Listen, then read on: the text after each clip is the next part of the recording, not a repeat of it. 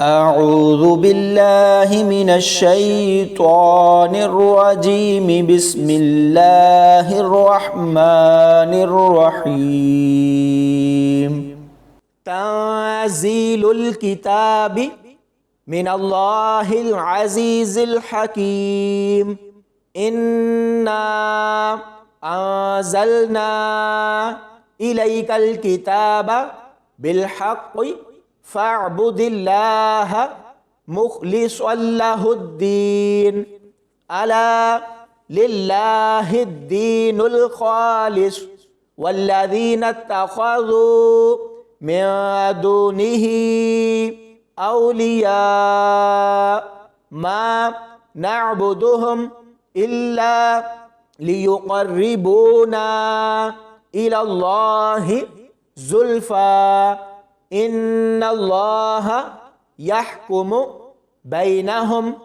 فيما هم فيه يختلفون إن الله لا يهدي من هو كاذب كفار لو أراد الله أن يتخذ ولدا لاصطفى مما يخلق ما يشاء سبحانه هو الله الواحد القهار خلق السماوات والأرض بالحق يكور الليل على النهار ويكور النهار على الليل وسخر الشمس والقمر كل يجري لأجل مسمى ألا هو العزيز الغفار خلقكم من نفس واحدة ثم جعل منها زوجها وأنزل لكم من الأنعام ثمانية أزواج يخلقكم في بطون أمهاتكم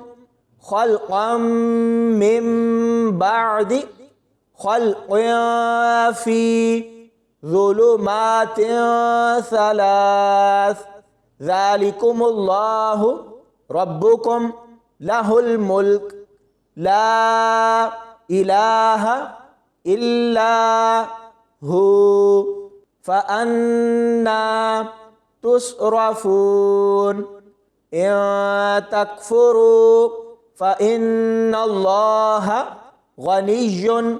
عنكم ولا يرضى لعباده الكفر وإن تشكروا يرضه لكم ولا تزر وازرة وزر أخرى ثم إلى ربكم مرجعكم فينبئكم بما كنتم تعملون إنه عليم بذات الصدور وإذا مس الإنسان ضر دعا ربه منيبا إليه ثم إذا خوله نعمة منه نسي ما كان يدعو إليه من قبل وجعل لله أندادا ليضل عن سبيله قل تمتع بكفرك قليلا إنك من أصحاب النار أمن هو قانت آناء الليل ساجدا وقائما يحذر الآخرة ويرجو رحمة ربه قل هل يستوي الذين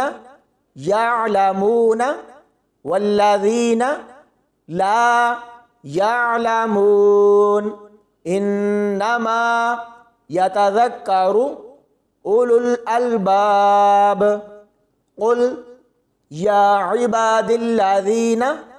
آمنوا اتقوا ربكم للذين أحسنوا في هذه الدنيا حسنة وأرض الله واسعة إنما يوفى الصابرون أجرهم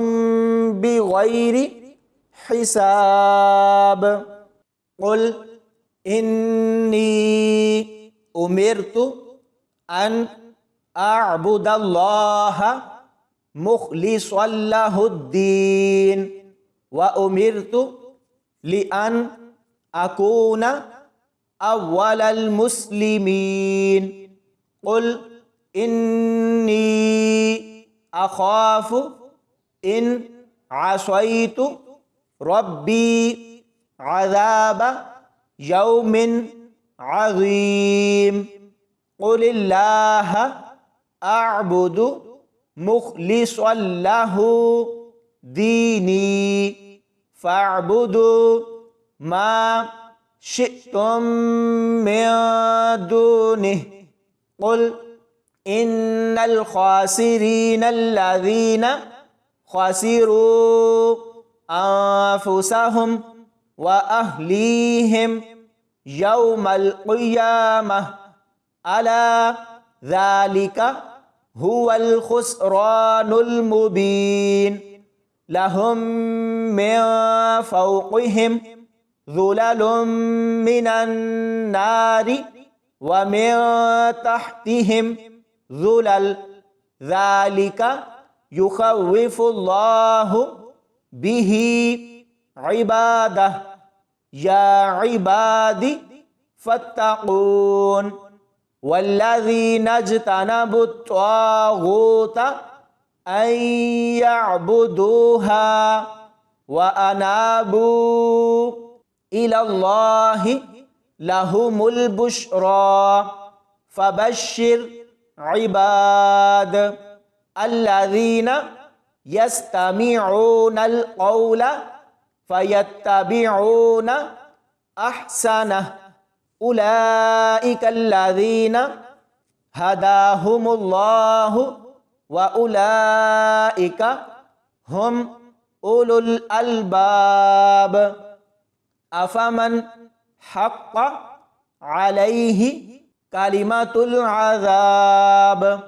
أفأنت تنقذ ما في النار لكن الذين اتقوا ربهم لهم غرف من فوقها غرف مبنية تجري من تحتها الأنهار وعد الله لا يخلف الله الميعاد ألم تر أن الله أنزل من السماء ماء فسلكه ينابيع في الأرض ثم يخرج به زرعا مختلفا ألوانه ثم يهيج فتراه مصفرا ثم يجعله حطاما إن في ذلك لذكرى لأولي الألباب أفمن شرح الله صدره للإسلام فهو على نور من ربه فويل للقاسية قلوبهم من ذكر الله أولئك في ضلال مبين. الله نزل أحسن الحديث كتابا متشابها مثانية تقشعر منه جلود الذين يخشون ربهم ثم تلين جلودهم وقلوبهم إلى ذكر الله ذلك هدى الله يهدي به من يشاء ومن يضلل الله فما له من هاد أفمن يتقي بوجهه سوء العذاب يوم القيامة وقيل للظالمين ذوقوا ما كنتم تكسبون كذب الذين من قبلهم فأتاهم العذاب من حيث لا يشعرون فأذاقهم الله الخزي في الحياة الدنيا ولعذاب الآخرة أكبر لو كانوا يعلمون ولقد ضربنا للناس في هذا القرآن من كل مثل لعلهم يتذكرون قرآنا عربيا غير ذي عوج لعلهم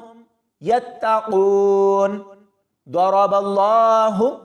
مثلا رجلا فيه شركاء متشاكسون ورجلا سلما لرجل هل يستويان مثلا الحمد لله بل أكثرهم لا يعلمون إنك ميت وإنهم ميتون ثم إنكم يوم القيامة عند ربكم تختصمون فمن أظلم ممن كذب على الله وكذب بالصدق إذ جاءه أليس في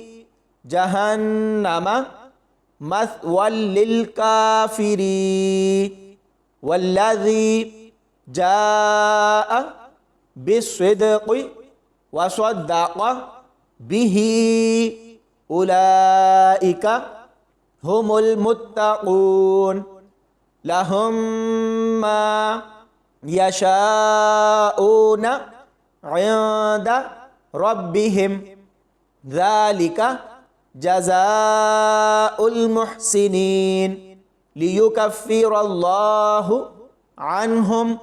أسوأ الذي عملوا ويجزيهم أجرهم بأحسن الذي كانوا يعملون أليس الله بكاف عبده ويخوفونك بالذين من دونه ومن يضلل الله فما له من هاد ومن يهد الله فما له من مضل أليس الله بعزيز ذي انتقام ولئن سألتهم من خلق السماوات والأرض ليقولن الله قل أفرأيتم ما تدعون من دون الله إن أرادني الله بضر هل هن كاشفات ضره أو أرادني برحمة هل هن ممسكات رحمته قل حسبي الله عليه يتوكل المتوكلون قل يا قوم اعملوا على مكانتكم إني عامل فسوف تعلمون من يأتيه عذاب يخزيه ويحل عليه عذاب مقيم إنا أنزلنا عليك الكتاب للناس بالحق فمن اهتدى فلنفسه ومن ضل فإنما يضل عليها وما أنت عليهم بوكيل الله يتوفى الأنفس حين موتها والتي لم تمت في منامها فيمسك التي قضى عليها الموت ويرسل الأخرى إلى أجل مسمى إن في ذلك لآيات لقوم يتفكرون أم اتخذوا من دون الله شفعاء قل أولو كانوا لا يملكون شيئا ولا يعقلون قل لله الشفاعة جميعا له ملك السماوات والأرض ثم إليه ترجعون وإذا ذكر الله وحده اشمأزت قلوب الذين لا يؤمنون بالآخرة وإذا ذكر الذين من دونه إذا هم يستبشرون قل اللهم فاطر السماوات والأرض عالم الغيب والشهادة أنت تحكم بين عبادك فيما كانوا فيه يختلفون ولو أن للذين ظلموا ما في الأرض جميعا ومثله معه لافتدوا به من سوء العذاب يوم القيامة وبدا لهم من الله ما لم يكونوا يحتسبون وبدا لهم سيئات ما كسبوا وحاق بهم ما كانوا به يستهزئون فإذا مس الإنسان ضر دعانا ثم إذا خولناه نعمة منا قال إنما أوتيته على علم بل هي فتنة ولكن أكثرهم لا يعلمون قد قالها الذين من قبلهم فما أغنى عنهم ما كانوا يكسبون فأصابهم سيئات ما كسبوا والذين ظلموا من هؤلاء سيصيبهم سيئات ما كسبوا وما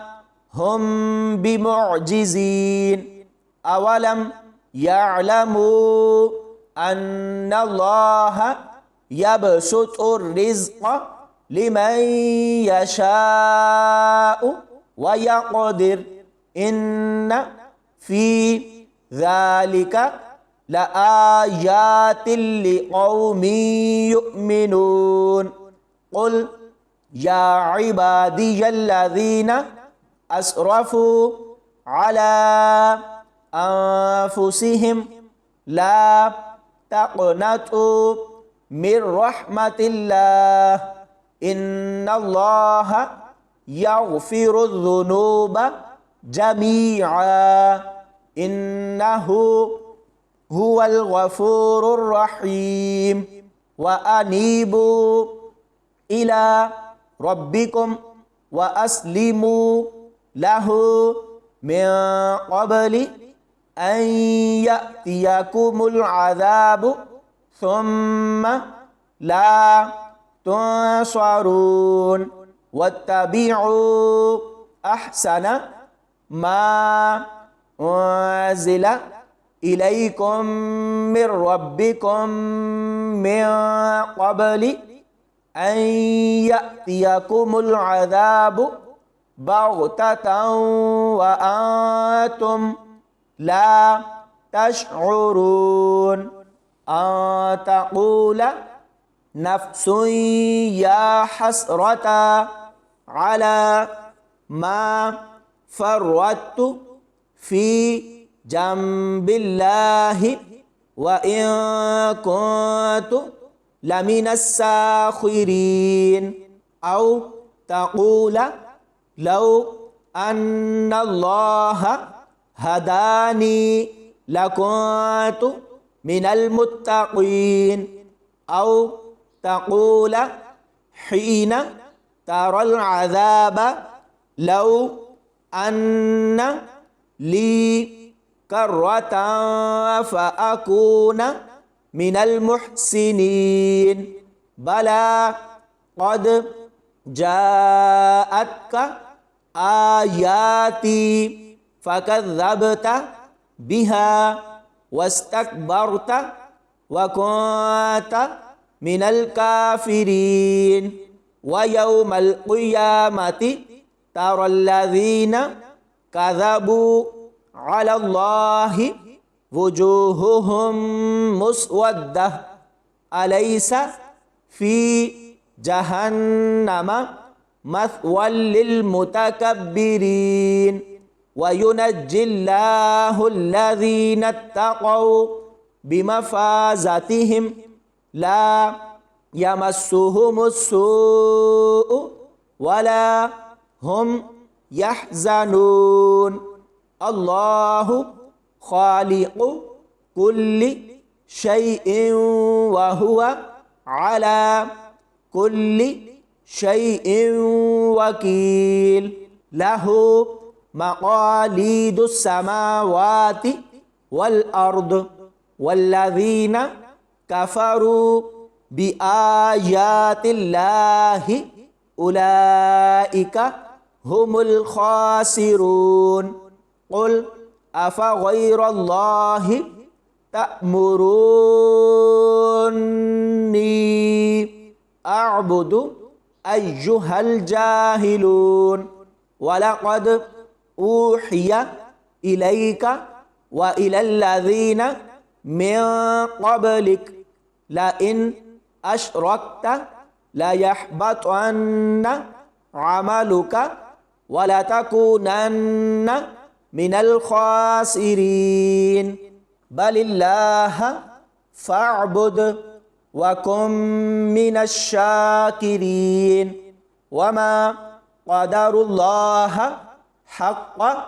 قدره والأرض جميعا قبضته يوم القيامة والسماوات مطويات بيمينه سبحانه وتعالى عما يشركون ونفخ في الصور فصعق من في السماوات ومن في الأرض إلا ما شاء الله ثم نفخ فيه أخرى فإذا هم قيام ينظرون وأشرقت الأرض بنور ربها ووضع الكتاب وجيء بالنبيين والشهداء وقضي بينهم بالحق وهم لا يظلمون ووفيت كل نفس ما عملت وهو أعلم بما يفعلون وسيق الذين كفروا إلى جهنم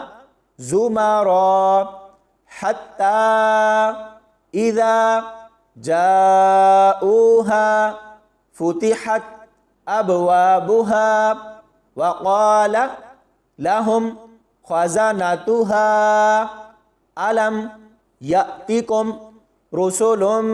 منكم يتلون عليكم آيات ربكم وينذرونكم لقاء يومكم هذا قالوا بلى ولكن حقت كلمة العذاب على الكافرين قيل ادخلوا أبواب جهنم خالدين فيها فبئس مثوى المتكبرين وسيق الذين اتقوا ربهم إلى الجنة زمرا حتى إذا جاءوها وفتحت أبوابها وقال لهم خزنتها سلام عليكم طبتم فادخلوها خالدين وقالوا الحمد لله الذي صدقنا وعده وأورثنا الأرض نتبوأ من الجنة حيث نشاء فنعم أجر العاملين